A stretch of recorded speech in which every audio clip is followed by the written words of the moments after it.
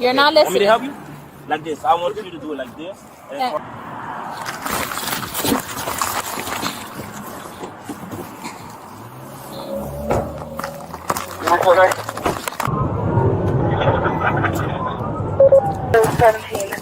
Vehicles approaching Miami Gardens from Langston Avenue. 356 is a white male fleeing, blue top, gray bottoms. Get on the ground! Get on the ground! Get on the ground! Get on the ground!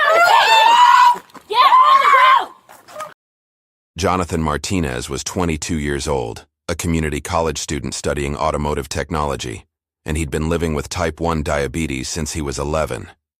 For over a decade, he'd managed his condition carefully. 4 insulin injections daily, constant blood sugar monitoring, glucose tablets in his backpack, his truck, his jacket pockets. He wore a medical alert bracelet on his right wrist that clearly stated in capital letters, Type 1, Diabetic. On the morning of June 14th, Jonathan had attended his 8 a.m. class, then worked a 4-hour shift at an auto repair shop in the industrial district. He'd skipped lunch, something diabetics are warned never to do, because the shop was understaffed and 3 cars needed to be finished before 2 p.m. He felt fine, a little lightheaded around 11:30, but he'd dealt with low blood sugar before. He told himself he'd eat after this last oil change. By noon, his blood sugar had dropped to 52 milligrams per deciliter. Normal range is 80 to 130. At 52, the body begins experiencing confusion, tremors, and difficulty concentrating. Jonathan finished the oil change, clocked out, and got into his blue Chevy Silverado. He needed to get home, check his levels, eat something. The drive was only 12 minutes. But 12 minutes was too long. Officer Derek Barker had been with the Riverside Police Department for 9 years. His performance reviews described him as assertive, by the book, and highly confident in his judgment. What they did not mention was that Barker had developed a reputation among his colleagues for being dismissive of suspects who claimed medical issues.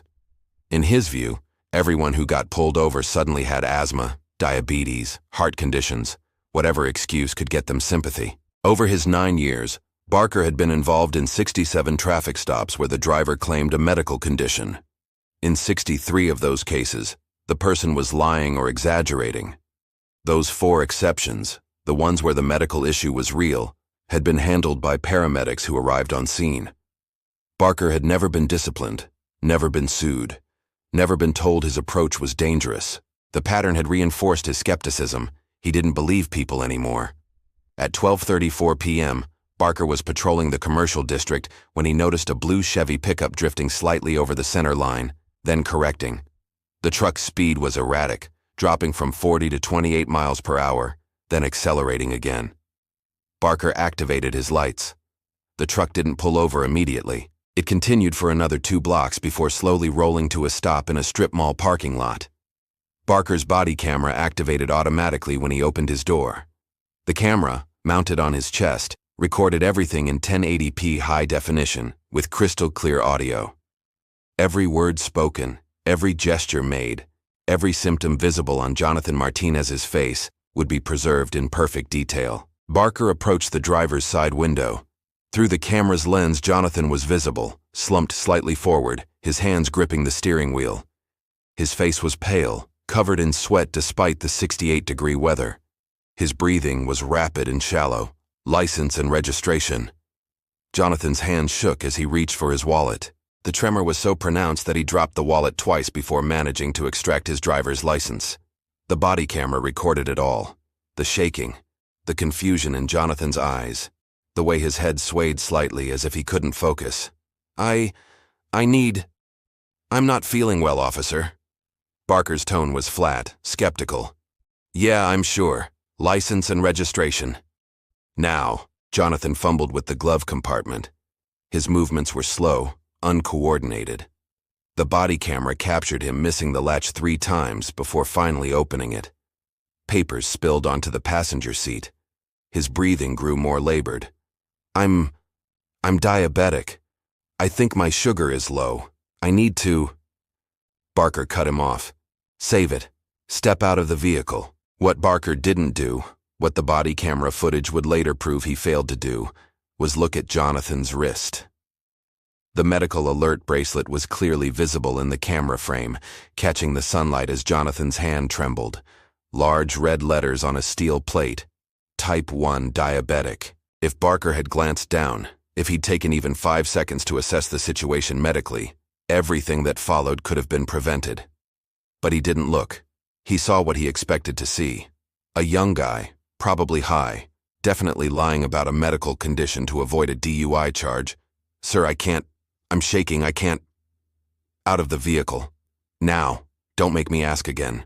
Jonathan opened the door and tried to step out. His legs buckled immediately. He caught himself on the door frame, then half fell, half climbed out of the truck.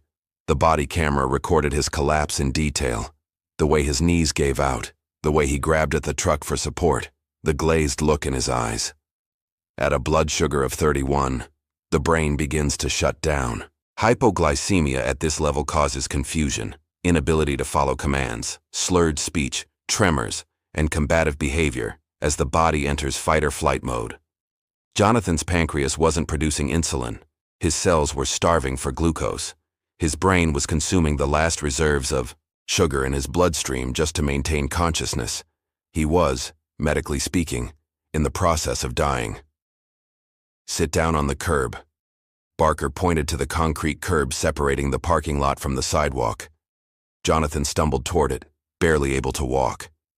He sat down heavily, his entire body shaking now.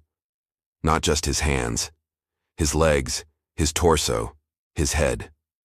Visible tremors that the body camera captured from 6 feet away. "I'm shaking. I'm having a panic attack. I need help." Jonathan's words were slurred but audible on the recording. Medical experts who would later review the footage identified classic hypoglycemic symptoms in every frame. The pallor, the sweating, the tremors, the confusion, the slurred speech. A paramedic with basic training could have recognized it in seconds. Barker saw a guy trying to get out of a traffic stop. "Cross your legs. Sit still. I can't. I'm shaking. Please. Stop acting. Are you on something? What did you take?" "Nothing. I'm diabetic. My sugar. I think it's too low." Barker called for backup. On the body camera audio, his radio transmission was calm, almost bored. "I've got a 1028 here, driver possibly under the influence, displaying erratic behavior, requesting a unit for transport." What he didn't request was medical assistance. The words that could have saved everything, "send paramedics," were never spoken.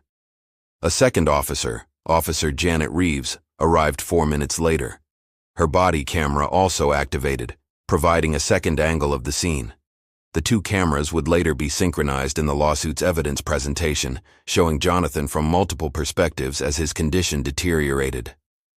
"What have we got?" Reeves asked. Barker shrugged, visible in Reeves's camera frame. "Says he's diabetic, low blood sugar. Acting pretty hinky, though. Watch him. I'm gonna search the vehicle." Reeves approached Jonathan, who was now rocking back and forth on the curb, his arms wrapped around himself. The shaking had intensified. His eyes couldn't focus on her face. "Sir, can you look at me? Sir, I need to go home. You're not going anywhere right now. Just sit tight." What neither officer understood, what the body camera footage would later make painfully clear, was that Jonathan's brain was no longer processing reality correctly. At blood sugar levels below 35, patients experience what's called hypoglycemic unawareness. The ability to recognize their own condition, to advocate for themselves, to follow commands, all of it disappears. The primitive brain takes over. And the primitive brain has one command: survive. Barker searched the truck for 3 minutes and 47 seconds. The body camera recorded him rifling through the glove compartment, under the seats, in the bed of the truck. He found nothing. No drugs, no alcohol, no weapons. What he did find, sitting in the center console in plain view, was a glucose meter and a container of test strips, medical equipment that directly corroborated Jonathan's claim of being diabetic. Barker picked up the glucose meter, examined it briefly, then set it back down without comment. He didn't test Jonathan's blood sugar. He didn't call for medical evaluation. He saw the evidence that supported Jonathan's story and dismissed it as part of the act. While Barker searched, Reeves stood near Jonathan, who had begun muttering incoherently. Her body camera captured his deterioration in real time. His head lolled forward, then snapped back up. His hands clawed at the pavement. His speech devolved into fragmented words. Home. Need to. Can't. Please. Sir, you need to calm down and sit still. Can't breathe. Need. Jonathan's survival instinct was screaming at him now. His blood sugar had dropped to 28. At this level, the body prioritizes the most primitive brain functions. Complex reasoning disappears. Social awareness disappears. All that remains is the animal imperative to escape the threat and find safety. And in Jonathan's oxygen-starved, glucose-depleted brain, the officers had become the threat. What happened next occurred in 11 seconds. Both body cameras captured it from different angles, creating a stereo record of the moment everything went catastrophically wrong. Jonathan suddenly pushed himself up from the curb. Reeves' camera showed his face, wild-eyed and unfocused. He stumbled past her, moving with the jerky, uncoordinated movements of someone whose brain could no longer control their body properly. "Sir, sit back down. Sir!" Jonathan didn't respond. He couldn't respond. He lurched toward his truck, his target now fixed with single-minded determination born of medical crisis, not criminal intent. Stop. Stop right there. Barker's body camera recorded him running from the passenger side of the truck as Jonathan reached the driver's door. Jonathan's hands fumbled with the handle, his fine motor control almost completely gone. He yanked the door open and half climbed, half fell into the driver's seat. "Get out of the vehicle! Get out now!" Both officers converged on the truck, their cameras capturing the chaos from two perspectives. Jonathan's hands found the keys, still in the ignition from when he'd been pulled over. His brain, operating on pure survival instinct, knew only one thing: drive home, find help, escape the danger. The engine started. "He's running! He's running!" The Chevy lurched forward, tires squealing as Jonathan's foot pressed the accelerator with no sense of pressure or control. Barker jumped back, his body camera recording the truck's sudden acceleration from his position near the front passenger side. Reeves's camera captured the rear of the truck fishtailing as it left the parking lot, jumping the curb and merging into traffic. All units, suspect is fleeing in a blue Chevy Silverado, heading south on Maple Street. Pursuit authorized. Barker ran to his patrol car, Reeves to hers. Both vehicles' dash cameras activated automatically, adding 2 more video perspectives to the expanding record of the chase. What neither officer realized as they began pursuit was that they weren't chasing a criminal. They were chasing a dying man whose brain had stopped functioning rationally, whose body was operating on nothing but adrenaline and the last traces of blood sugar that remained. Jonathan Martinez had no plan, no destination, no awareness that he was even being chased. His vision had narrowed to a tunnel. His hearing had diminished to a dull roar. His hands gripped the steering wheel with desperate strength while his foot alternated randomly between the gas and brake pedals. The truck reached 47 miles per hour in a 25-mile-per-hour residential zone. Barker's dash camera showed the Chevy swerving across lanes, nearly clipping a parked car, overcorrecting into the opposite lane. Behind him, 2 patrol cars followed with lights and sirens blaring. "He's all over the road. He's gonna hit someone. Dispatch, do you want us to terminate pursuit? This is getting dangerous." There was a pause. Then, negative. Continue pursuit. Spike strips are being deployed at the intersection of Maple and 7th. But Jonathan never made it to 7th Street. At the intersection of Maple and 3rd, a white Honda Civic occupied the left turn lane, waiting for the light to change. Inside was Sarah Chen, a 34-year-old 4th-grade teacher on her lunch break. She was singing along to the radio, completely unaware that a blue Chevy pickup truck was approaching the intersection at 47 miles per hour, with a driver who could no longer see her car. Jonathan's foot pressed the accelerator. His brain no longer processed the meaning of red lights or cross traffic or the concept of stopping. The Chevy entered the intersection without slowing. Barker's dash camera captured the impact from 200 feet behind. The truck struck the Honda's passenger side at a 45-degree angle, the force of the collision lifting the smaller car off its wheels and sending it spinning across the intersection. The sound was catastrophic. Metal tearing, glass exploding, the Honda's frame crumpling inward as physics transferred the truck's momentum into destructive energy. The Chevy continued forward, its front end destroyed but its weight carrying it through the impact. The truck mounted the far curb, crashed through a chain-link fence, and slammed into a telephone pole with enough force to deploy the airbags. Both patrol cars screeched to a stop. Officers from 3 additional units that had joined the pursuit converged on the wreckage. Barker's body camera recorded his sprint toward the truck, his hand already on his service weapon. Inside the Honda, Sarah Chen hung suspended by her seatbelt, her collarbone fractured, her neck screaming with pain from the whiplash. Blood ran from a cut on her forehead where her head had struck the side window. She was conscious, screaming, terrified. "Help! Please, somebody help me!" 2 officers ran to the Honda while Barker and 3 others surrounded the Chevy. The truck's engine had stalled. The front end was completely destroyed, steam rising from the ruptured radiator.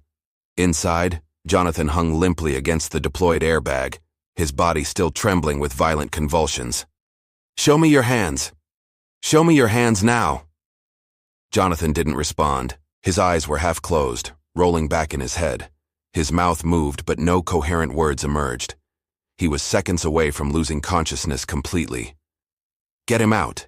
Get him out of the vehicle!" Barker wrenched open the driver's door. His body camera captured Jonathan's face in brutal close-up. The pale skin, the sweat, the unfocused eyes, the way his head lolled to the side when the door opened.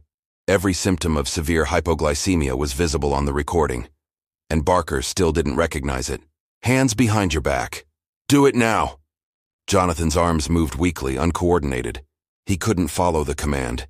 His brain couldn't translate the words into motor function. To Barker, this looked like resistance. To the medical experts who would later review the footage, it looked like a man in the final stages of diabetic shock. Barker grabbed Jonathan's arm and pulled him from the truck. Jonathan's legs couldn't support his weight. He collapsed onto the pavement, his body convulsing. 2 other officers moved in, their body cameras capturing the scene from multiple angles. "Stop resisting! Stop resisting!" Jonathan wasn't resisting. His muscles were spasming involuntarily, his body shutting down system by system as his brain starved for glucose. 1 officer pressed a knee into Jonathan's back, another grabbed his right arm, wrenching it behind him. A third took his left arm. Jonathan's face pressed against the hot asphalt, his mouth opening and closing like a fish out of water. The body cameras captured it all. 3 grown men forcing a 150-pound medically incapacitated young man into submission. Jonathan's medical alert bracelet, clearly visible in 2 of the camera frames, scraped against the pavement as officers cuffed his hands behind his back. "He's secured." Barker stood back, breathing hard. His body camera recorded his view of Jonathan lying face down on the pavement, handcuffed, trembling violently, his consciousness fading. For 9 minutes and 37 seconds, from the moment Jonathan jumped into his truck until this moment, not a single officer had requested medical assistance. That changed when someone finally looked at Jonathan's wrist. Officer Reeves knelt beside Jonathan to check his pulse. Her body camera captured her fingers finding the medical alert bracelet. She leaned closer, reading the text. Her expression changed. "Barker, he's got a medical alert bracelet. It says type 1 diabetic." Barker's body camera swiveled to look at Reeves, then down at Jonathan. So he told us his sugar was low. He wasn't high. He was having a diabetic emergency. There was a beat of silence on the recording. Then Barker's voice, defensive. "He ran from us. He crashed into that car. That's on him." Reeves' camera showed her looking up at Barker with an expression that clearly communicated disbelief. "We need to get paramedics here, now." The ambulance arrived 6 minutes later. Paramedics found Jonathan barely conscious, his blood sugar at 24 milligrams per deciliter. They administered intravenous dextrose immediately. Within 90 seconds of receiving glucose, Jonathan's tremors began to subside. Within 3 minutes, his eyes focused. Within 5 minutes, he was coherent enough to ask what had happened. The body camera footage from multiple officers documented his rapid recovery. once he received the medical treatment that should have been provided 20 minutes earlier. At the hospital, blood tests confirmed hypoglycemia with no drugs or alcohol in his system. The attending physician, Dr. Rachel Morrison, was horrified when she reviewed the timeline. Jonathan had exhibited textbook symptoms of severe hypoglycemia from the moment of the initial traffic stop. The trembling, the confusion, the slurred speech, the inability to follow commands, all of it was documented in medical literature as classic presentations of low blood sugar. And every symptom had been visible on the officer's body cameras. Dr. Morrison wrote in her medical report that Jonathan had been in immediate medical danger from the moment Officer Barker first made contact. The delay in treatment, she noted, had allowed his condition to deteriorate to the point where his brain entered survival mode, triggering the flight response that led to the chase and crash. In her professional opinion, the entire incident could have been prevented with basic medical assessment. Sarah Chen, the driver of the Honda, suffered a fractured collarbone, severe whiplash, a concussion, and lacerations requiring 23 stitches. She would spend 3 days in the hospital and undergo 6 months of physical therapy. Her car was totaled, and she had done nothing wrong except wait at a red light. Jonathan was arrested at the hospital and charged with fleeing and eluding, reckless driving, and assault with a deadly weapon for the collision with Sarah's car. He was held on $50,000 bail, which his family couldn't afford. He spent 11 days in jail before his case gained public attention. His mother, Rosa Martinez, had worked as a medical assistant for 23 years. When she reviewed the circumstances of her son's arrest, she knew immediately what had happened. She contacted the American Diabetes Association, who connected her with civil rights attorneys specializing in medical discrimination cases. The attorneys requested all body camera and dash camera footage from the incident. What they received was damning. 4 separate body cameras and 2 dash cameras had recorded Jonathan's medical crisis from start to finish. The footage showed him repeatedly stating he was diabetic and needed help. It showed him displaying obvious medical distress symptoms. It showed officers finding his glucose meter and ignoring it. It showed him in clear medical crisis being treated as a criminal. Most importantly, it showed his medical alert bracelet visible in multiple frames, a bracelet that officers either never checked or consciously ignored. The attorneys also subpoenaed Riverside Police Department training records. What they found was shocking. The department had no formal protocol for recognizing or responding to diabetic emergencies. Officers received no training in identifying hypoglycemia symptoms. The policy manual had 1 paragraph about medical alert bracelets, suggesting officers check for them, but there was no requirement and no consequences for failure to do so. In Officer Barker's 9 years with the department, he had received 0 hours of medical emergency training beyond basic CPR certification. The criminal charges against Jonathan were dropped within 3 weeks, once prosecutors reviewed the body camera footage. The video made it clear that Jonathan's flight was not intentional criminal behavior, but a medical emergency that caused impaired judgment and involuntary actions. Jonathan's attorneys filed a federal civil rights lawsuit against Officer Derek Barker, Officer Janet Reeves, the Riverside Police Department, and the City of Riverside. The complaint alleged deliberate indifference to serious medical needs, a violation of the Fourth Amendment's protection against unreasonable seizure, failure to provide medical care, inadequate training, and systemic negligence. The lawsuit included a claim on behalf of Sarah Chen as a third-party victim whose injuries resulted directly from the officer's failure to recognize Jonathan's medical emergency. Should police departments face federal consequences when officers ignore obvious medical distress and someone gets hurt? Comment your thoughts below, because what happened next would change how police across the country are trained to recognize diabetic emergencies. The city's attorneys reviewed the body camera footage and immediately understood they had no defense.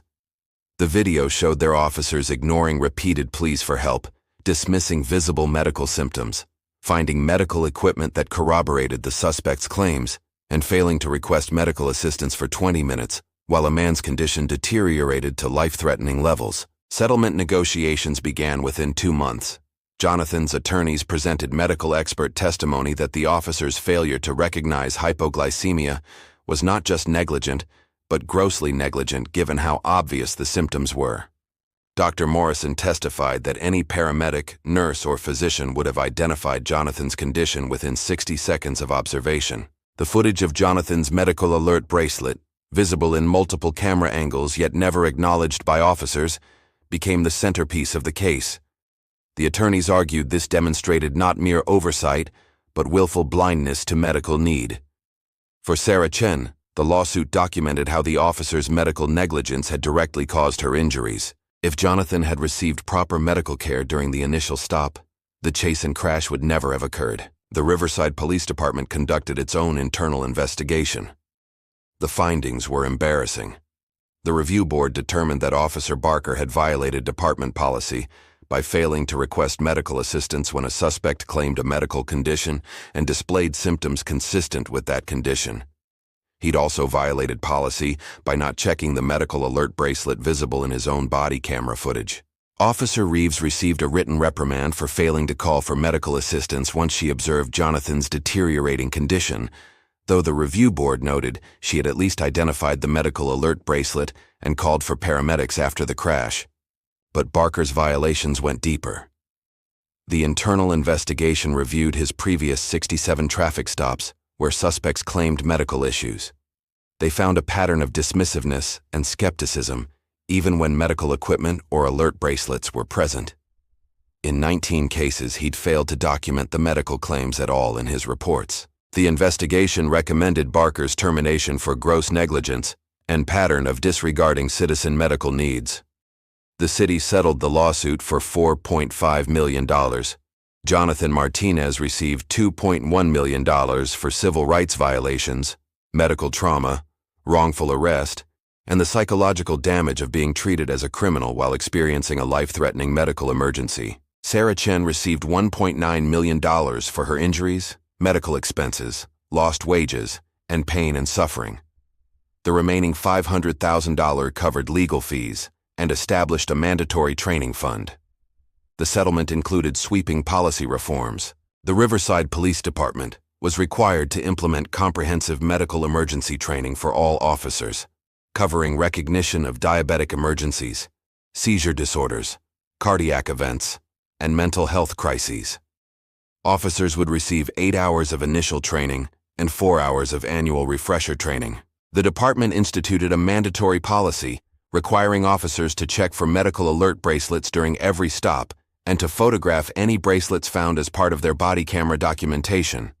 Failure to check for medical alert identification when a suspect claimed a medical condition became grounds for immediate suspension. Most significantly, the settlement required that any time a suspect claimed a medical emergency or displayed symptoms of medical distress, officers had to request paramedic response within 2 minutes.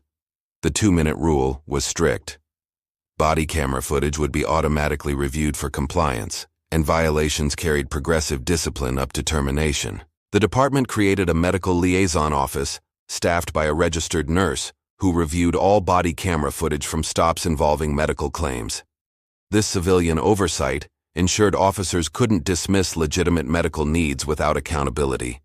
Officer Derek Barker was fired 3 days after the settlement was finalized. His termination letter cited gross negligence in failing to recognize a medical emergency, violation of department policy on medical assessment, and a pattern of dismissiveness towards citizen medical needs.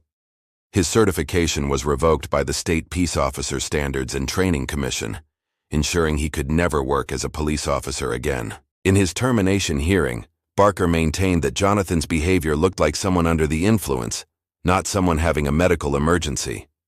He claimed he couldn't have known the difference. The hearing board played 11 minutes of body camera footage showing Jonathan trembling, sweating, confused, slurring his words, wearing a medical alert bracelet, and repeatedly saying he was diabetic. The board asked Barker what additional information he would have needed to recognize a diabetic emergency. He had no answer. Officer Janet Reeves received a 30-day suspension without pay for failing to call for medical assistance earlier in the stop. She completed additional medical training and returned to duty with a notation in her file. She was also reassigned to administrative duties for 6 months as part of her discipline. Jonathan Martinez used a portion of his settlement to complete his automotive technology degree. He became an advocate for diabetes awareness, speaking at schools and community centers about the importance of medical alert identification and the need for first responders to receive proper training in recognizing diabetic emergencies. He also worked with the American Diabetes Association to create a training video for police departments. The video featured the body camera footage from his stop, with his permission, showing in graphic detail how hypoglycemia presents and how easily it can be mistaken for intoxication if officers aren't trained properly. The video has been used in police academies across 37 states. Sarah Chen recovered from her physical injuries, though she continued to experience anxiety while driving, particularly at intersections. She used a portion of her settlement to cover medical expenses and replace her car. She also became an advocate for police accountability, speaking publicly about how officer negligence had nearly killed her while she waited innocently at a traffic light. The Riverside Police Department's reforms became a model for other agencies. Within 2 years, 14 other police departments in the state had adopted similar medical emergency recognition protocols, all citing the Martinez case as the impetus for change. The case was taught in law schools as an example of how body camera footage can document both the crime and the context that makes it a civil rights violation. Legal scholars noted that without the body cameras, the case would have been far more difficult to prove. The officers could have claimed Jonathan never mentioned being diabetic, that his symptoms weren't obvious, that they had no reason to suspect a medical emergency. But the cameras captured the truth. They recorded Jonathan's repeated pleas for help. They showed his visible medical distress. They documented the medical alert bracelet that officers never checked. They preserved every moment of a preventable medical crisis that escalated into a high-speed chase and a devastating crash. All because trained professionals failed to recognize symptoms that any paramedic could have identified in seconds. The irony was inescapable. Officer Barker's body camera, the device meant to protect him from false accusations and document his professional conduct, instead became the primary evidence of his failure. Every frame of footage contradicted his later claims. Every word of audio proved his dismissiveness. The very technology designed to support law enforcement had exposed law enforcement's failure. Medical experts who reviewed the case noted that Jonathan's symptoms were textbook. The trembling, the confusion, the slurred speech, the pale, sweaty skin, the rapid, shallow breathing, these were not subtle indicators. They were obvious, dramatic, unmistakable signs of hypoglycemia that medical professionals are trained to recognize in their first week of education. But Officer Barker, with 9 years of law enforcement experience, had received zero training in diabetic emergencies, and his department had no policy requiring him to seek such training.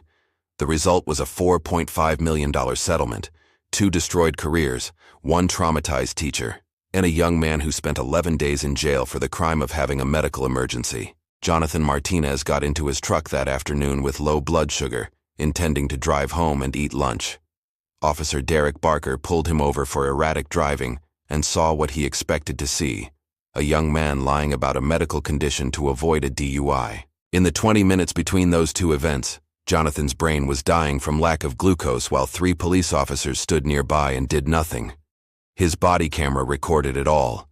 The pleas for help, the visible distress, the medical alert bracelet catching the sunlight as Jonathan's hands shook uncontrollably, the glucose meter sitting in plain view in the truck's center console, the descent from confusion to delirium to unconsciousness as officers treated a medical emergency like a criminal act. If you believe police officers need better medical training and that body cameras must have real accountability when they capture officer negligence that hurts innocent people, subscribe and turn on notifications. Because tomorrow we have another story that proves the camera doesn't lie, but sometimes the people behind the badge do. And when the truth finally comes out, justice isn't cheap.